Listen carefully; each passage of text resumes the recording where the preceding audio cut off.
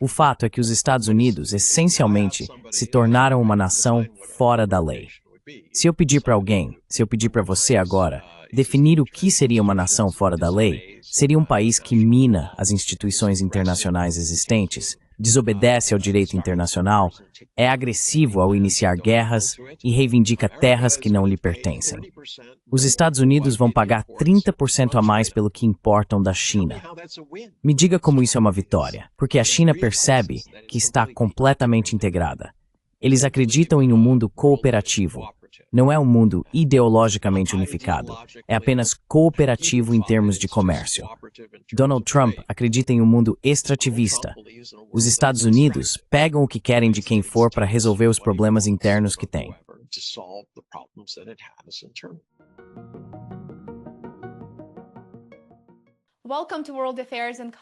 Bem-vindos ao World Affairs in Context, pessoal. Tenho o grande prazer de receber Einar Tangen. Einar é Senior Fellow no Taihe Institute, comentarista político e sócio fundador do Center for China and the World na City University of Macau. Muito obrigado por estar conosco hoje, Einar. É um prazer.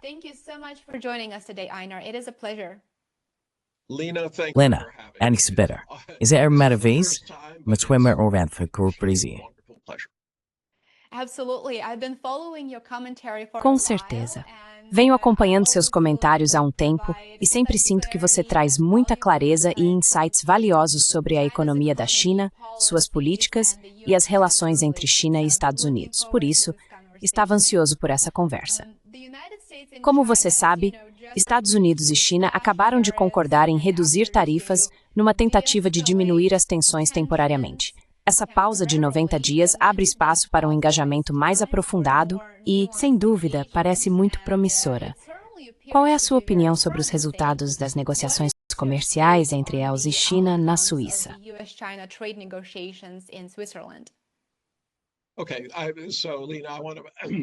Ok, então, Lena, quero começar dizendo o seguinte. Quero dizer, você tem que voltar ao grande blefe. Veja, todo mundo sabe. Acompanhe os fluxos comerciais que entram e saem de seus países. Eles podem diferir um pouco, mas o fato é que, no essencial, todos veem as cartas uns dos outros. Donald Trump tentou convencer o mundo, e especialmente a China, de que tinha uma sequência real de mesmo naipe. O problema disso é que todos podem ver as cartas dele, e francamente, ele não tem. Então, eles chamaram o blefe dele. Muitas nações estão preocupadas em serem isoladas e atacadas por um país como os Estados Unidos. Por que Trump estava fazendo isso?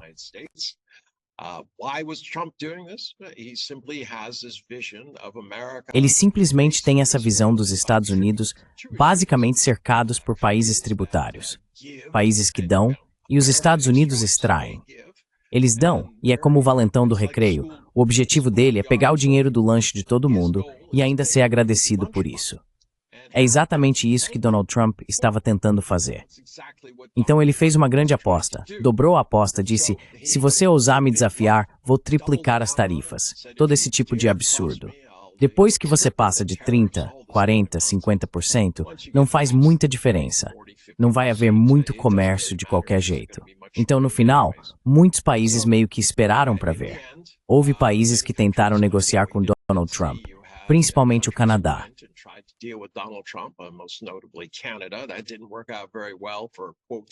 Isso não deu muito certo para, entre aspas, governador Trudeau ou para o 501º estado.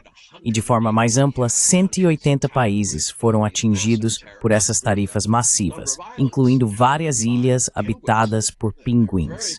Eles estão muito preocupados. Não sabem contar, não têm dinheiro, tentando descobrir quantos peixes serão necessários para se livrar dessas tarifas.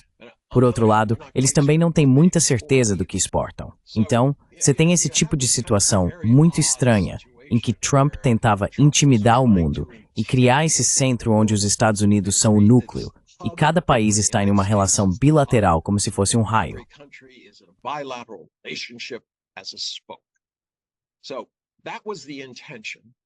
Então, essa era a intenção. Obviamente não funcionou. E o motivo pelo qual não funciona não é por causa da situação internacional. Não funciona porque não funciona para o público americano. Tarifas são impostos. Países não os pagam. Não posso repetir isso o suficiente. As pessoas por aí continuam pensando, elas acreditam em Donald Trump. Ah, a China está pagando por essas tarifas. Não, absolutamente não. As mercadorias entram nos Estados Unidos. Quem as importou é quem tem que pagar a tarifa, e depois precisa descobrir como isso vai ser repassado. Os importadores certamente vão pedir um desconto, e quem está exportando pode aceitar ou não.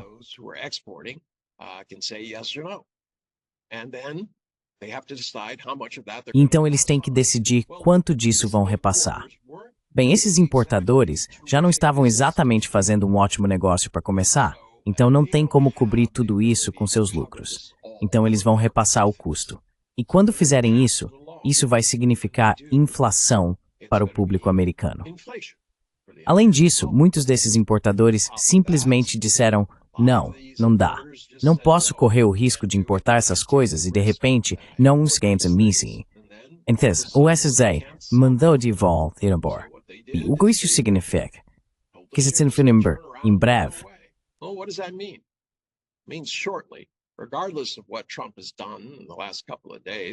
Independentemente do que Trump tenha feito nos últimos dias com a China, em termos de algum tipo de acordo, vai haver prateleiras vazias. Prateleiras vazias geralmente fazem os preços subirem. Antes da eleição, mais de 70% dos americanos achavam que viviam de salário em salário. Não era necessariamente a realidade, mas era assim que se sentiam. Imagine como se sentem agora. Seus portfólios, se tinham 401k, caíram 20%, 30%. Eles estão vendo os preços subirem. Os mais pobres estão realmente recorrendo a empréstimos consignados para comprar mantimentos, entende? Eles vão ao supermercado, não têm crédito, não têm dinheiro.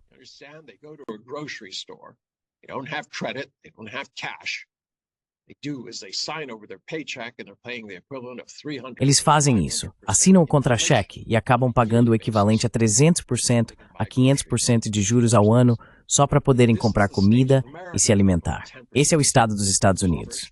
Mais de 10% estão em situação de pobreza.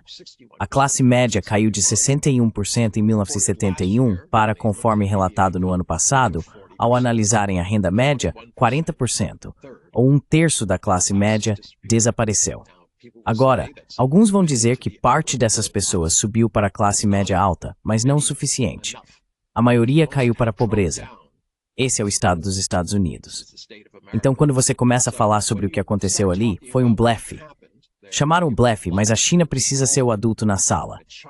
Seria ótimo rir, e sabe, o tempo está do lado da China. Isso prejudica a China?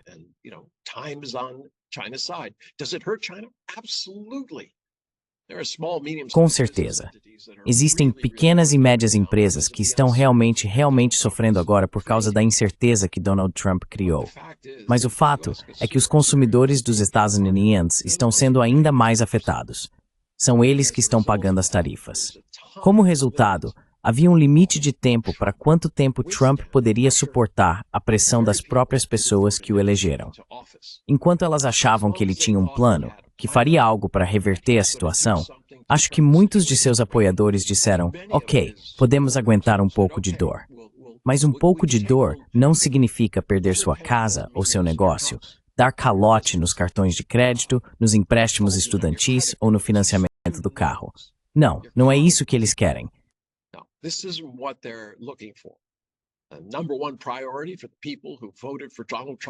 A prioridade número 1 para as pessoas que votaram no Donald Trump, mesmo contrariadas, era que ele, na cabeça delas, era um empresário, alguém que entendia de preços. E ele prometeu, em suas aparições de campanha, que no primeiro dia iria controlar os preços. Bem, ele não fez isso. Então hoje nos encontramos com Trump enfrentando a realidade de que não pode impor essas tarifas.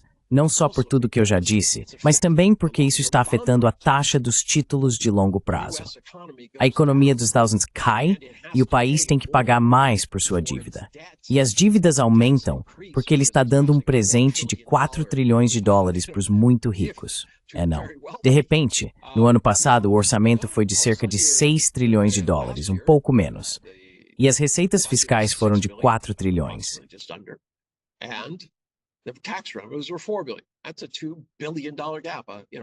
Isso é um déficit de 2 trilhões de dólares, um terço de todo o seu orçamento.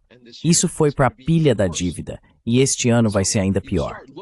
Então você começa a analisar essas situações e de repente ele percebeu, foi a primeira vez que ele disse, bem, teremos uma suspensão de 90 dias na imposição dessas tarifas.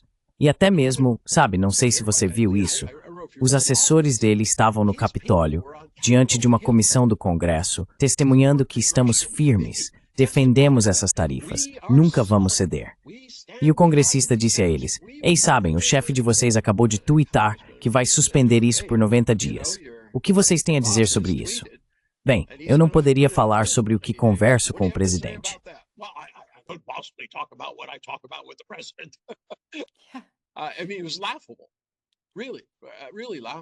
Quero dizer, foi risível.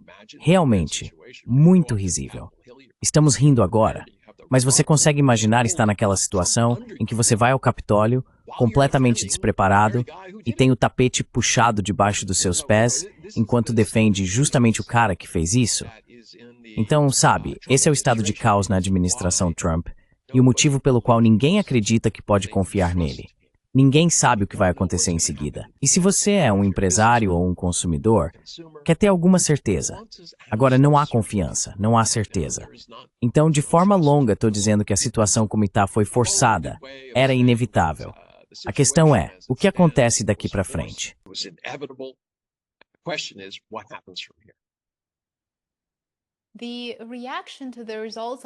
A reação aos resultados das negociações tem sido muito controversa aqui nos Estados Unidos. Há aqueles que dizem que, bem, Donald Trump foi o primeiro a ceder. E há um segundo grupo de pessoas que pensa que, na verdade, a China reduziu as tarifas sobre importações americanas para 10%. Em comparação, as tarifas dos Estados Unidos sobre produtos chineses vão subir para 30%. Portanto, a China ainda enfrenta tarifas mais altas do que os Estados Unidos no comércio bilateral. Esse segundo grupo vê isso como uma vitória para os Estados Unidos. Embora, como você acabou de mencionar, tarifas mais altas geralmente resultem em preços mais altos para os consumidores aqui no país. Vi vários comentários desse tipo no vídeo que postei ontem e fiquei curioso. Qual seria a sua resposta para esse segundo grupo de pessoas que ainda vê isso como uma vitória?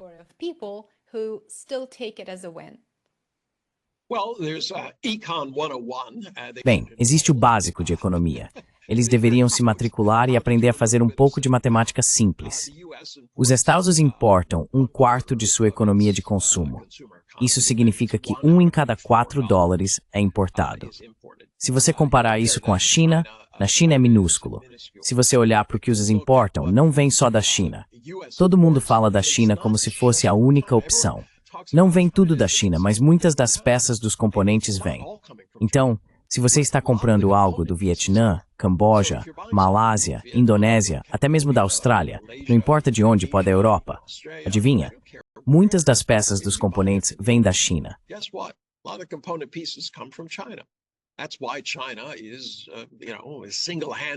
É por isso que a China, sozinha, produz mais do que os próximos 10 países juntos. Essa é a realidade. Você pode manipular os números, pode fazer tudo isso parecer uma vitória ou uma derrota. Não é. É uma derrota para os Estados Unidos. Os Estados Unidos vão pagar 30% a mais pelo que importam da China. Me diga como isso é uma vitória. Essas são coisas necessárias. Quando as pessoas vão preparar seus filhos para a escola no ano que vem e pensam, bem, preciso comprar um tênis porque ele cresceu durante o verão. Preciso comprar roupas, uma mochila, lápis, papel, talvez alguns livros. Adivinha de onde vem tudo isso? Da China. Então, como é que você está ganhando ao taxar seu povo em mais 30%?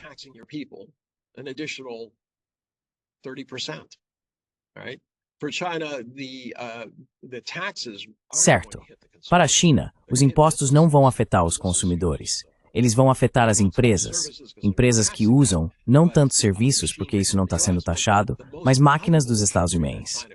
Mas as máquinas mais valiosas que a China gostaria de comprar, e que comprariam mesmo com uma tarifa de 30% em cima, são justamente aquelas que os Estados não vendem. Chips, memória, certos tipos de alta tecnologia associada à aviônica, coisas desse tipo. Então você tem uma situação em que eu só gostaria que as pessoas deixassem de lado toda essa bobagem que está por aí. Apenas façam as contas.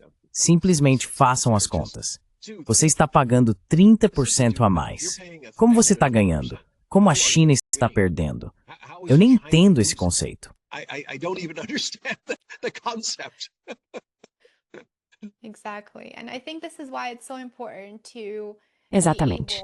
E acho que é por isso que é tão importante conseguir, pelo menos às vezes, deixar a política de lado, deixar sua filiação política de lado e realmente tentar olhar para as coisas como elas são, sem usar essa lente de sempre seguir uma determinada linha de pensamento. Acho que tentar olhar para as coisas de diferentes perspectivas deveria ajudar as pessoas a entenderem os resultados de onde estamos em termos das negociações entre Venezuela e China neste momento. Realmente espero que este vídeo também ajude a esclarecer o que está acontecendo e como isso afeta as pessoas aqui nos Estados Unidos e como essa bagunça econômica em que estamos agora realmente as afeta e o que isso significa para elas. Então, outra coisa interessante é que Trump diz que as tarifas são essencialmente uma ferramenta para incentivar empresas estrangeiras a fabricar nos Estados Unidos. Essa estratégia também exige um dólar americano mais fraco. Does that strategy also require a weaker US dollar?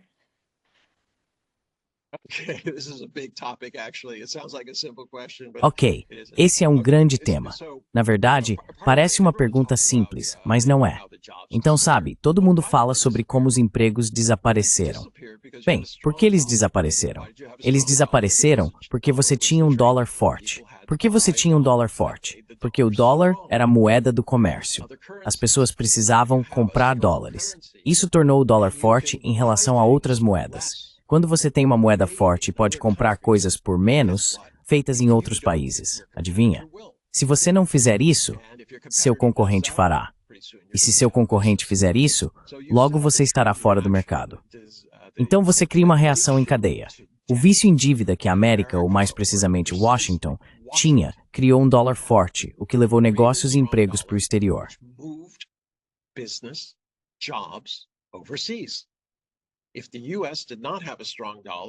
Se os Estados Unidos não tivessem um dólar forte, se estivessem competindo de igual para igual, teria sido apenas uma questão de competição.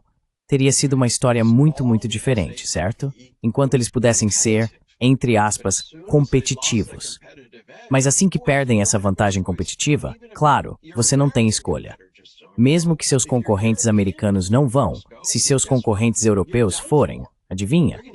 Você está acabado. Eles vão te engolir. Você vai para a fila da falência. Então o que você deveria fazer? Não fazer. Mas não foi culpa deles. Todo mundo diz, são caras gananciosos nas empresas. Sim, eles são gananciosos. Sim, eles pensam no curto prazo. Eles se importam com os trabalhadores. Eu realmente me pergunto. Eu participo de conselhos, algumas pessoas se importam. Muitas não. Elas se importam com o lucro. O fato é que estamos reagindo a realidades criadas pelo governo.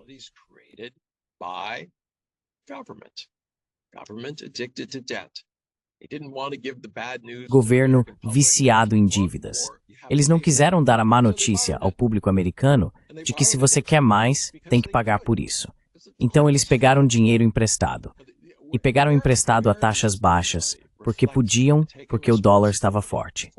Onde está alguém refletindo e assumindo responsabilidade por isso? Em lugar nenhum. De alguma forma, a culpa é sempre dos outros pelo fato de que nós nos Estados Unidos não estamos indo bem. Quero dizer, temos um problema de dependência de drogas. Alguém já perguntou por quê? Por que a nação mais rica, mais poderosa e mais segura militarmente do mundo, por que as pessoas querem se matar ou ficar completamente fora de si? Você já viu os vídeos de pessoas na Califórnia, em todos os Estados Unidos, agindo de forma insana? Elas estão drogadas no meio da rua.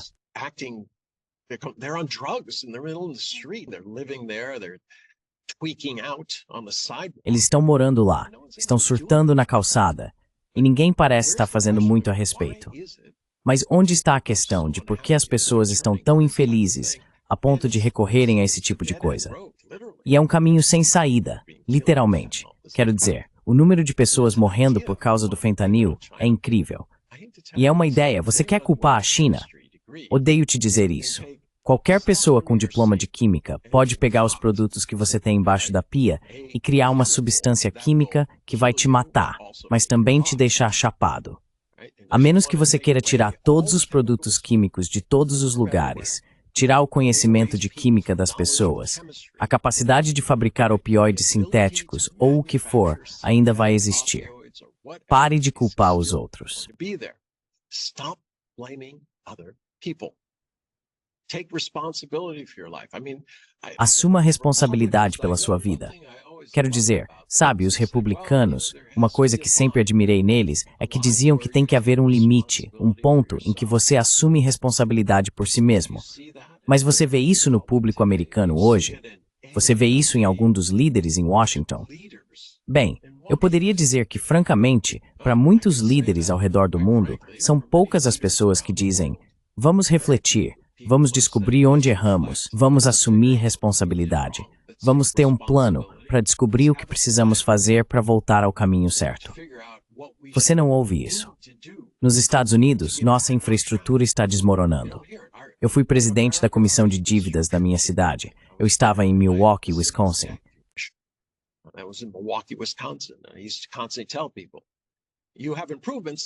Eu costumava dizer constantemente às pessoas: vocês têm melhorias dos últimos 50 anos, e elas já têm 100 anos de idade. Vocês estão gastando mais dinheiro para consertá-las ao longo do tempo do que custaria para substituí-las. É muito mais eficiente trocá-las por coisas que funcionam, em vez de tentar colocar remendos nelas o tempo todo para mantê-las funcionando. Essa é uma história que se repete em toda a América. E onde está a liderança? Onde está alguém se levantando e dizendo: olha, nós nos metemos nessa confusão e precisamos sair dela. Precisamos ser mais competitivos. Precisamos usar nossas vantagens. Não precisamos dessa ideia revisionista e regressiva de voltar atrás e recriar uma economia de manufatura espelhada, o que automaticamente criaria excesso de capacidade no mundo inteiro.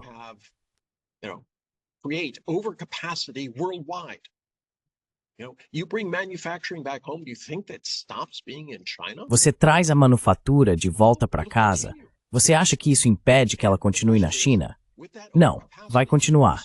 E a questão é, com esse excesso de capacidade, quem vai sair ganhando? E quem vai investir?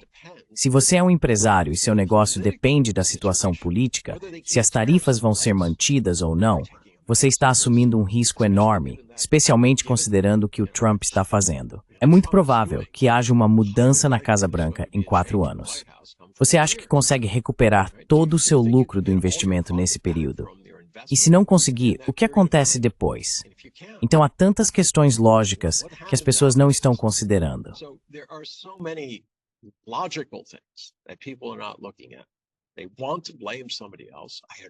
Eles querem culpar outra pessoa. Eu entendo que isso é muito da natureza humana. Não foi minha culpa, o cachorro fez isso, foi isso. Mas essa é a diferença entre agir como uma criança e agir como um adulto. Crianças se fazem de vítimas e dizem que não é culpa delas. O pote de biscoitos está quebrado, elas estão com farelos de biscoito na boca e nas mãos, mas simplesmente dizem: eu não fiz isso, não fui eu. Bem, como adulto, você diz: fui eu, sim.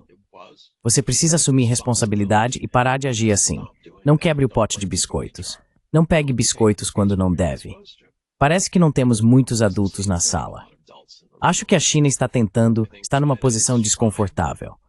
Pense bem, você está ali, com uma guerra comercial unilateral declarada por Donald Trump contra 180 países.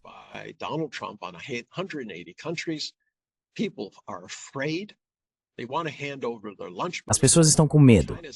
Elas querem entregar seu dinheiro do almoço. A China entra em cena.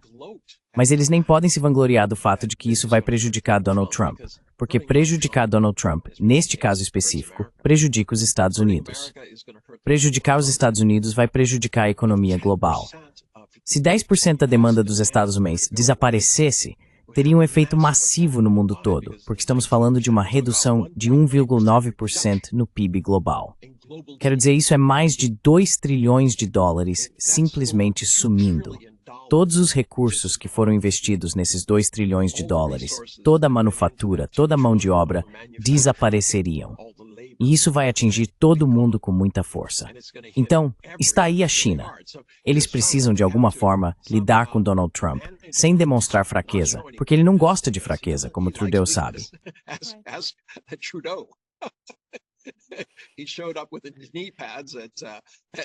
Ele apareceu com suas joelheiras em Mar-a-Lago e disse, olha, não podemos simplesmente nos dar bem?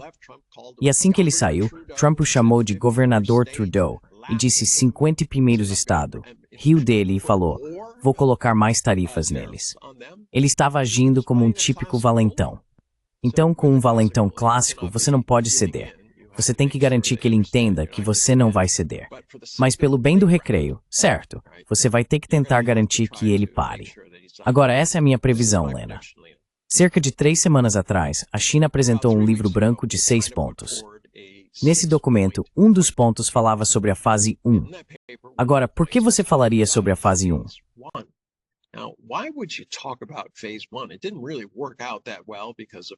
Não deu muito certo por causa da Covid e de outros motivos associados a Donald Trump. Então, por que falar sobre isso? Bem, obviamente, eles estão convidando os Estados Unidos a considerar uma segunda fase. Além disso, desde então, a China unilateralmente eliminou as tarifas sobre certos tipos de componentes de computador e também sobre certos tipos de produtos químicos. Então, o que eles sinalizaram? Disseram, vamos baixar a temperatura. Eles se encontraram não em Washington, onde todos os outros países tiveram que ir implorar, nem em Mar-a-Lago. Eles se encontraram em Genebra, sede da OMC, a Organização Mundial do Comércio. Não é muito popular em Washington, mas é muito, muito popular no resto do mundo.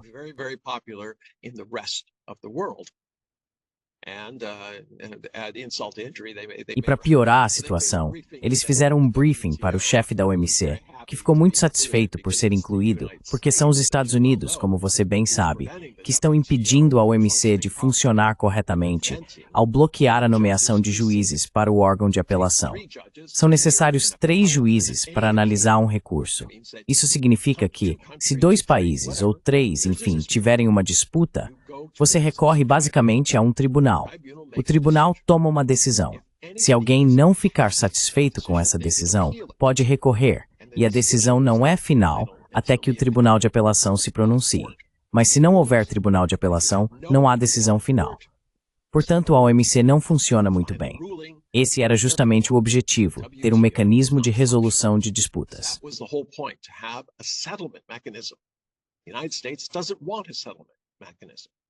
Os Estados Unidos não querem um mecanismo de resolução de disputas. O motivo deles é dizer que não reconhecem que deva haver qualquer poder maior do que os Estados Unidos. Apesar do fato de que os Estados Unidos foram fundamentais na criação da OMC e no estabelecimento das bases e padrões para a entrada da China na OMC. Isso já acontece há anos. Mas, quando se trata de realmente reconhecer que existe um poder e um mecanismo de resolução de disputas que deveria se aplicar a todos os países, os Estados Unidos dizem, não, absolutamente não.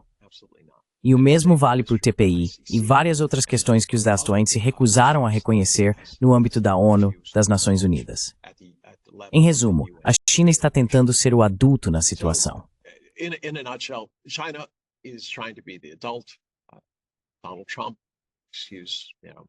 Donald Trump, me desculpe a analogia, é como uma criança mimada de 11 anos que não faz ideia do que está fazendo. Mas você não pode simplesmente deixá-lo no chão do supermercado gritando e chorando. Isso teria um impacto muito grande em todo o mundo. Então eles estão seguindo em frente. Eles estão tentando fazer isso. Agora, por que eu menciono a fase 2?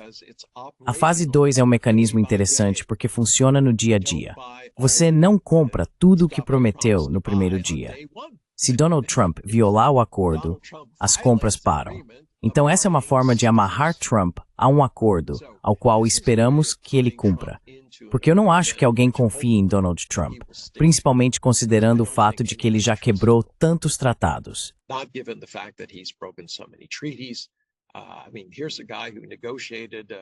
Quero dizer, aqui está um cara que negociou a substituição do NAFTA com México e Canadá, apenas para voltar 4 anos depois e anulá-lo.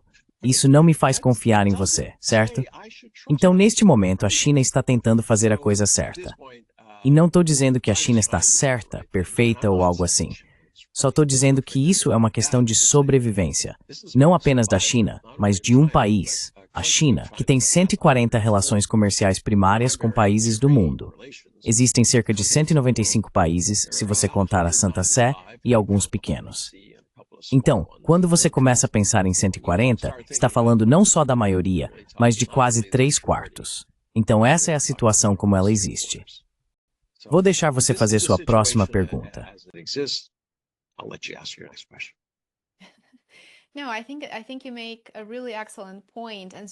Não, acho que você faz um ponto realmente excelente e chama nossa atenção para o fato de que há uma perda considerável de confiança global nos Estados Unidos, como um Estado que realmente busca a estabilidade, certo? Seja estabilidade econômica, definição de uma política comercial ou, de forma mais ampla, política econômica e depois uma determinada política comercial e então manter essa política. Então, parece que é um bom sinal que as negociações entre Estados e China estejam acontecendo. Parece promissor. No entanto, é cedo demais para comemorar. Mas parece que o dano já foi feito a esse arcabouço global, onde se percebia que existia um certo nível de confiança.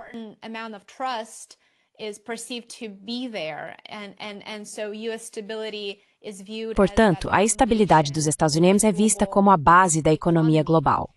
Você vê alguma implicação relacionada para o dólar americano, devido a essa perda de confiança e estabilidade?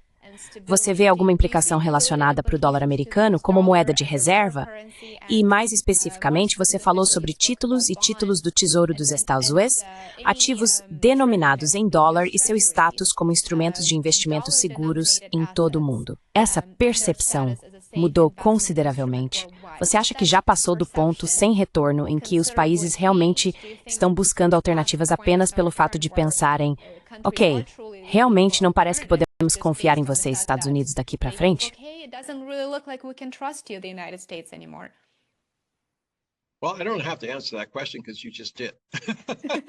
Bem, eu não preciso responder essa pergunta, porque você já respondeu. Quero dizer, veja, é óbvio, a falta de confiança e o fato de que os Estados Unidos, em essência, se tornaram uma nação fora da lei. Se eu perguntar para você agora como definiria uma nação fora da lei, seria um país que mina instituições internacionais existentes, desobedece ao direito internacional, é agressivo ao iniciar guerras e reivindica terras que não lhe pertencem. Isso descreveria os Estados Unidos. Nós quebramos tratados, seja o Acordo de Paris sobre o clima, o Protocolo de Kyoto, e isso já vem de muito tempo. Sempre podemos apontar para Donald Trump, mas Donald Trump, no fim das contas, é um sintoma. Ele é um sintoma da dor americana. O povo americano tem sido enganado por tanto tempo.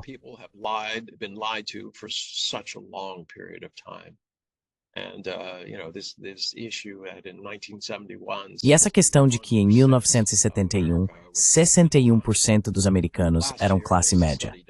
No ano passado, foi feito um estudo baseado na renda mediana, e esse número caiu para 40%. É por isso que a América está infeliz. Eles perderam. 1/3 dos americanos mudou de faixa. Agora, alguns poucos subiram, mas a grande maioria desceu. E essa é a história da América. Então, quando começamos a falar sobre títulos, primeiro é preciso falar sobre a pirâmide. A pirâmide são as pessoas que trabalham, que pagam impostos, que são o sangue vital da América, certo? Elas estão sofrendo. Existe um pequeno grupo, o 1% do topo, que está indo muito bem e está ficando cada vez mais rico. Na verdade, esse caos os deixou ainda mais ricos. E com Donald Trump tweetando quando comprar, eles se saíram ainda melhor.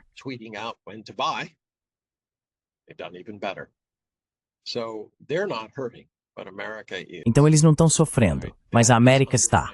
Isso está minando a América como instituição, como economia, quando começamos a falar sobre confiança. Ninguém confia no seu governo.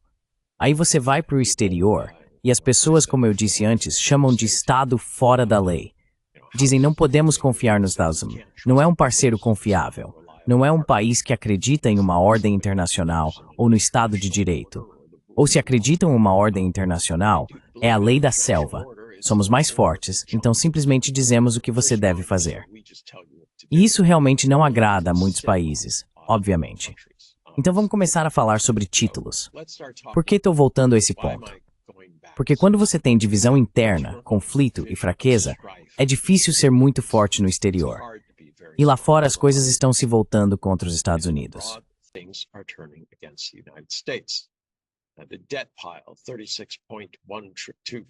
A pilha da dívida, 36,2 trilhões e crescendo, com expectativa de chegar ao 38 trilhões até o final deste ano.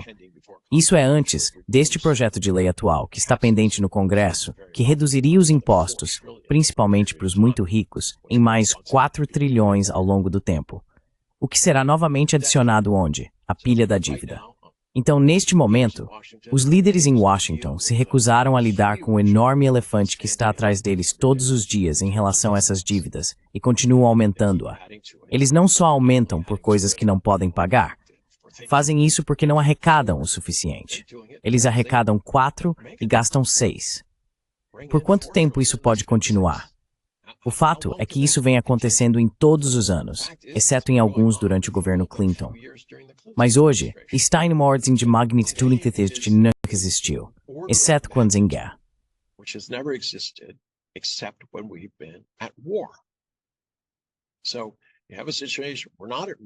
Então você tem uma situação em que não estamos em guerra, mas estamos gastando a mesma quantia em termos de dívida adicional.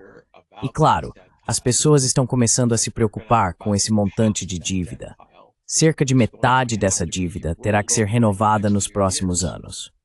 A questão é, qual será a taxa? Anteriormente, Donald Trump ficou muito nervoso quando começou a perceber que as pessoas estavam levando em conta o fato de que ele estava deprimindo a economia, que ele estava aumentando essa dívida. E elas estão preocupadas com a capacidade dos Estados Unidos de lidar com isso. Bancos centrais têm saído do dólar, grandes fundos também. Indivíduos entraram porque as taxas estavam mais altas. Mas se acharem que as taxas vão subir mais adiante, vão sair agora. Eles precisam fazer isso.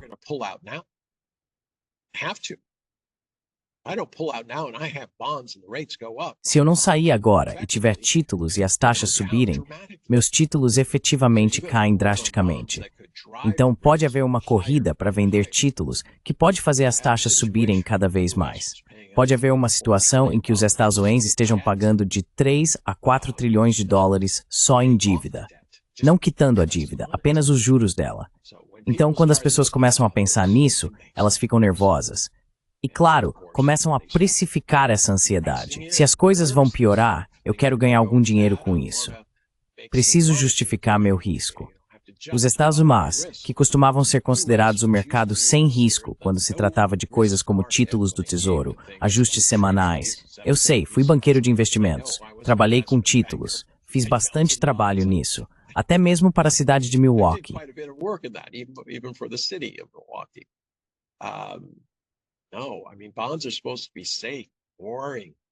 Não, quero dizer, títulos deveriam ser seguros, entediantes, não algo onde você veria grandes flutuações. E agora isso está acontecendo.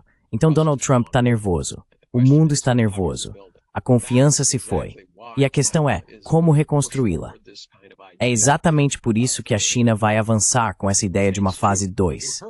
E você ouviu Donald Trump, não sei se você o assistiu. Ele não é o mesmo homem que você vê durante a campanha. Ele está muito mais contido, derrotado, um pouco confuso, e continuou falando sobre reunificação com a China. Não me lembro de China e Estados Unidos terem sido um só, mas ele está falando em reunificação. Talvez ele esteja pensando na Coreia do Norte, mas isso seria preocupante se for o caso.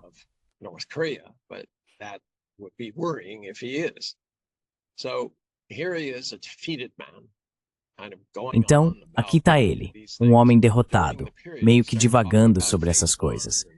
Mas durante esse período ele começou a falar sobre a fase 1 e como a China precisa comprar mais de nós.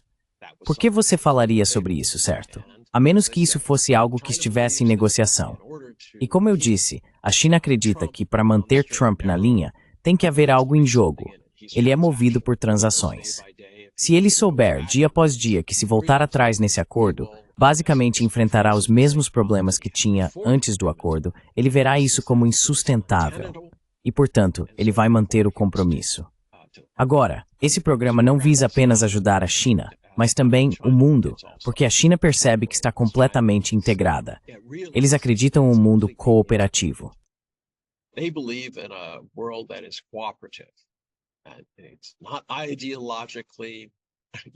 Não é ideologicamente unificado, é apenas cooperativo em termos de comércio. Donald Trump acredita em um mundo extrativista. Os Estados Unidos pegam o que querem de quem for para resolver os problemas internos. E essas duas visões estão claramente em evidência. Os Estados não estão vencendo essa batalha de relações públicas. A China ainda tem questões a resolver, mas neste momento, os Estados Unidos e Donald Trump estão fazendo a China parecer o mocinho, remédio para os employer, ao contrário dos Estados Unidos.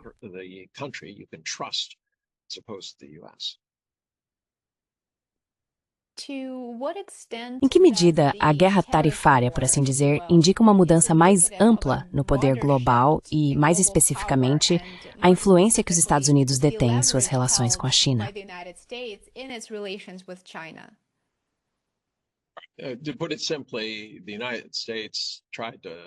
Simplificando, os Estados Unidos tentaram convencer as pessoas de que tinham uma sequência real de cartas. Foi um blefe. Todo mundo sabia disso. O blefe foi desmascarado. Como eu disse, Donald Trump criou um cadinho. A ideia era tornar o aço americano afiado, formidável.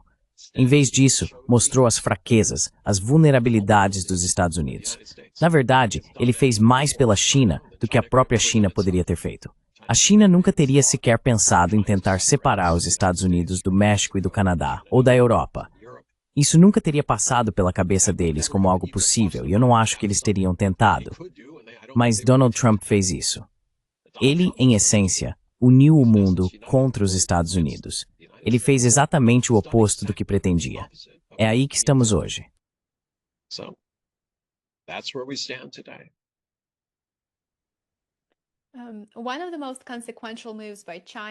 Uma das ações mais impactantes da China em resposta às tarifas de Donald Trump foi a restrição comercial sobre a exportação de certos minerais de terras raras.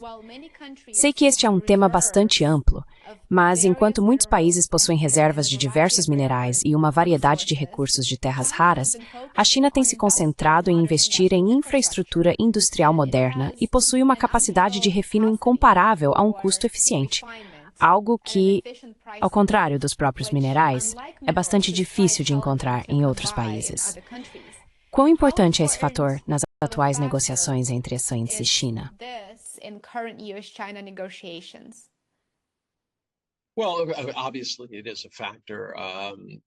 Bem, obviamente isso é um fator. Acho que os fatores externos são realmente menos importantes para alguém como Donald Trump do que como eles afetam a situação interna. Sua base, os mercados e também os programas de notícias na televisão. Essas são as coisas com as quais ele se importa. Todo o resto não importa para ele. Ele não assiste, ele não liga, ele não quer nem que expliquem para ele. Ele simplesmente não tem tempo para isso. Então, quero dizer, neste momento, a China tem, de acordo com as pessoas com quem converso, que são especialistas do setor, tanto dentro quanto fora da China, algo entre 10 e 15 anos de vantagem em processamento. Então, terras raras não são raras. Eu sempre odeio dizer isso para as pessoas. Elas dizem, sim, é chamado de terras raras, mas não são raras. Elas estão em toda parte. A questão é, em que concentração elas estão? E você consegue extraí-las. E tudo bem. Ah, você tem um monte de terras raras, certo.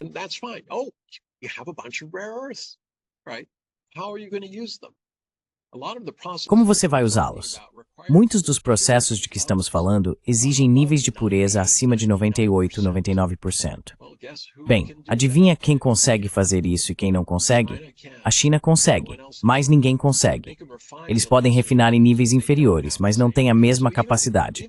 Então, mesmo deixando o custo de lado, você não consegue a qualidade necessária nessas áreas específicas, apesar de ter esses elementos de terras raras. Tenho um amigo que trabalha com terras raras em algum lugar da África e sempre dou risada quando digo, você está aplicando um golpe. Você pode conseguir todas as terras raras que quiser, mas quem vai processá-las? O argumento dele é, seremos o fornecedor de terras raras para a Europa. Ótimo. Mas onde vai ser processado? Bem, isso é com eles. Eu só estou reunindo a matéria-prima. Mas sabe, isso é algo em que a China é boa e os outros não são, no sentido de que é preciso ter uma solução completa.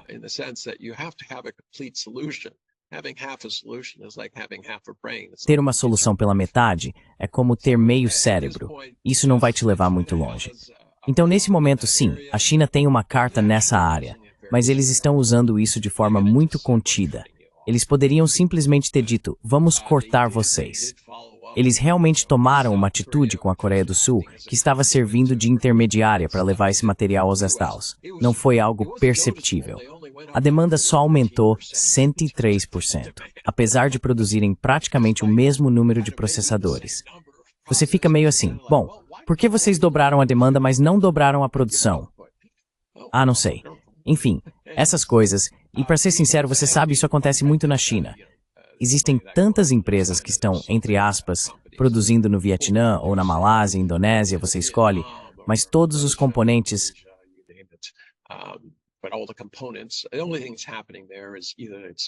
A única coisa que está acontecendo ali é que ou a caixa está sendo reetiquetada no porto, ou está indo para uma fábrica muito simples, onde algumas etapas de montagem são realizadas, depois colocam uma etiqueta com o nome e enviam para o exterior.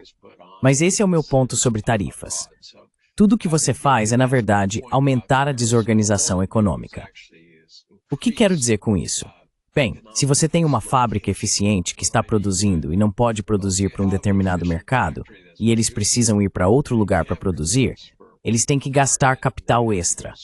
Então eles têm a capacidade em um lugar, mas agora têm essa capacidade mais a nova capacidade para lidar com esse outro mercado. Isso é desorganização econômica. Esse capital poderia ter sido usado de forma produtiva.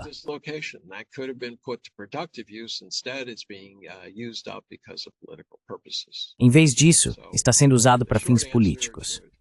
Então, a resposta curta para o que você disse é que essas tarifas não funcionam muito bem. A China está sendo contida em sua aplicação. No final das contas, se eles cortassem o Ocidente, seria como o Ocidente cortar o fornecimento de chips para a China. Eventualmente, eles poderiam desenvolver a capacidade de refinar terras raras. Não sei quanto tempo isso levaria, mas durante esse período, eles sofreriam. Mas depois desse período, seriam independentes. E provavelmente vão tentar fazer isso porque é uma área estratégica. Mas o que isso ressalta é que o mundo é interconectado. Tentar dizer, vou pegar minha bola e ir embora, simplesmente não funciona. Just doesn't work.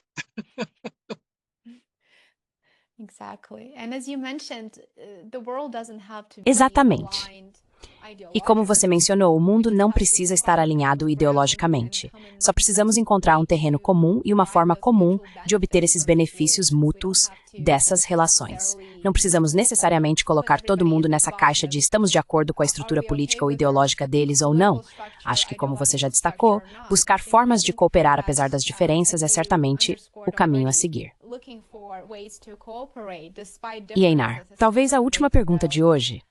Janet Yellen, secretária do Tesouro, disse que não descarta realmente o aumento de tarifas caso os Estados Unidos e a China não consigam ter negociações produtivas agora até meados de agosto, se não me engano.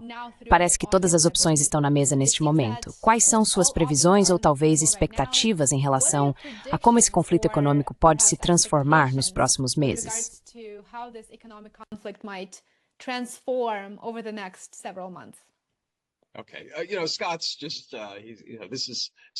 Ok, sabe, o Scott está apenas... Isso vem direto do chefe dele. Não demonstre fraqueza e lembre-os de que vamos atrás deles. Vamos te bater a menos que você nos dê seu dinheiro do lanche.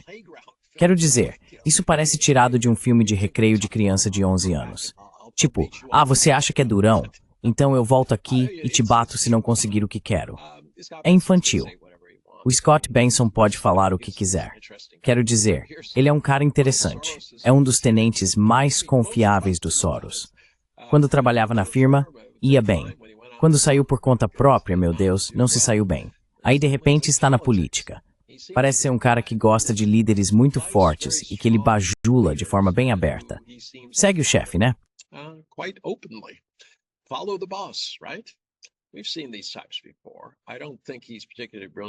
Já vimos esse tipo antes. Não acho que ele seja particularmente brilhante. Ele já foi pego em todo tipo de, digamos, declarações improváveis, algumas contradizendo outras. Eu realmente não levo o que ele diz muito a sério. O fato é que em agosto o mundo muda. Tarifas de repente passam a fazer sentido? Os títulos vão cair porque Donald Trump quer, certo? O mundo continua o mesmo, seja hoje ou em agosto. Todos os fatores que acabamos de discutir permanecem os mesmos. Então, essa ideia de que de alguma forma algo é diferente em agosto, eu adoraria ouvir o porquê. E essa ideia de que se não conseguirmos o que queremos, bem, como eu disse, isso é só conversa de pátio de escola de alguém que não tem nada. E odeio colocar as coisas em um tom tão ruim.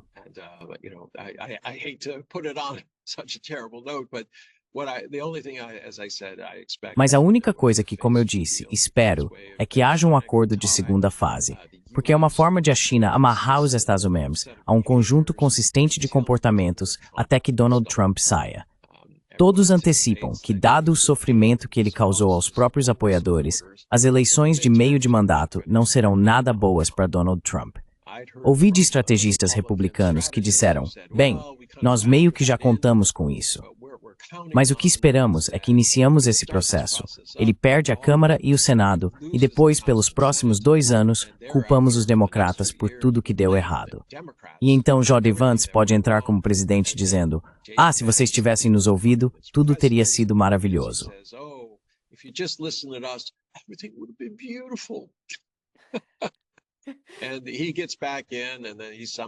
E ele volta, e de alguma forma devolve o poder para Donald Trump. Posso garantir uma coisa. Se J.D. Vance for presidente, ele não vai devolver o poder para Donald Trump. Você ouve todos esses planos mirabolantes, mas essas pessoas realmente acreditam nisso. Eles acham que estão sendo espertos, que estão jogando xadrez, xadrez tridimensional ou xadrez de 10 dimensões, ou como você quiser chamar. Eles acham que são muito, muito inteligentes. Eu não acho, porque continuo lembrando a eles. Não me importo com o que vocês pensam. As realidades continuam as mesmas, e Donald Trump colocou os Estados Unidos em um caminho que vai levar, independentemente do que aconteça, a muita dor.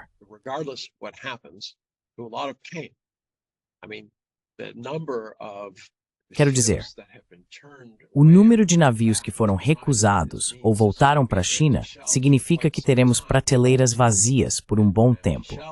E com prateleiras vazias, como eu disse, os preços sobem porque, você sabe, é a lei da oferta e da procura. E as pessoas vão se lembrar disso, elas não vão esquecer isso. Não vão esquecer o fato de que precisaram pegar empréstimos consignados extras para colocar comida na mesa dos filhos.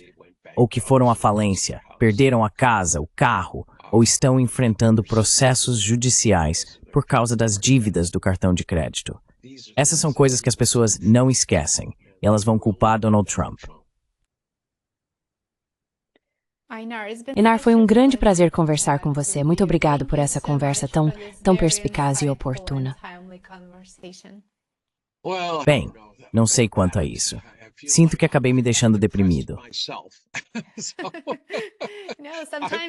Não, às vezes precisamos de uma dose de realidade. E acho que essa foi uma conversa muito, muito interessante e detalhada sobre os acontecimentos recentes. Bem, eu espero. Sabe de uma coisa, Lena?